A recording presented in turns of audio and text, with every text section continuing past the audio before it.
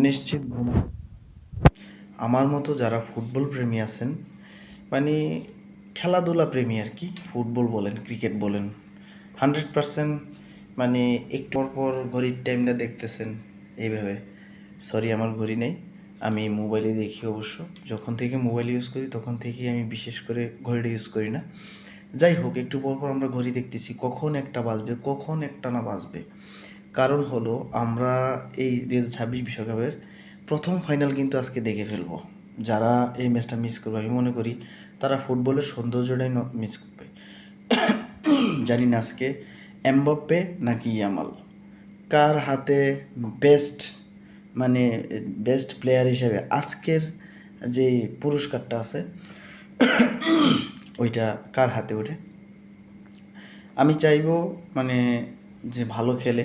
আজকে আসলে কারোর পক্ষপাতিত্ব বা কারোর সাপোর্ট করতেছি না, কারণ আমার কাছে ইয়ামালকেও ভালো লাগে, এমবাপ্পেকেও ভালো লাগে, ঠিক আছে। প্রত্যেকটা দেশেরই কিছু কিছু প্লেয়ার খুব ভালো লাগে, ঠিক আছে। আপনার আর্জেন্টিনাতে আমার কাছে মেসি, তারপরে রোমেরো, আপনার মার্টিনেজ, গোলকিপার যে আছে, তাদের মানে খেলাগুলো আর কি তাদের ভালো লাগে। দেন আপনার আরও অনেক অন্য জায়গা প্লেয়ার আছে, ক্রিশ্চিয়ানো, তার ব্রাজিল তো সাপোর্টই করি। তাই যাই হোক, তো কথা হচ্ছে যে আজকে যে খেলাটা সেটা হচ্ছে 2026-এর, ঠিক আছে, প্রথম ফাইনাল। আশা করি আমার মতো বাংলাদেশে লাখো ফুটবল প্রেমী আছে যে এই খেলাটা আজকে দেখবে, ঠিক আছে। আমি এখনও মনে করেন একটা কাজ করছি মাঝখান দিয়া, সন্ধ্যার সময় 2 ঘন্টা ঘুমাই দিছি, ঘুম মাইরা দিছি।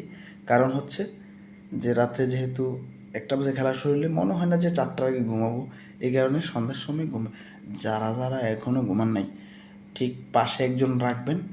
12টা বাজতে এখনও 15 মিনিট বাকি আছে, দয়া করে ঘুমাই যান, ঠিক আছে। 1 ঘন্টা ঘুমাইলেও মোটামুটি পোষাবে। যাই হোক, শুভকামনা রইল ইয়ামাল এবং এমবাপ্পের জন্য। যে ভালো খেলবে সেই অবশ্যই ফাইনালে যাবে। ধন্যবাদ সবাইকে।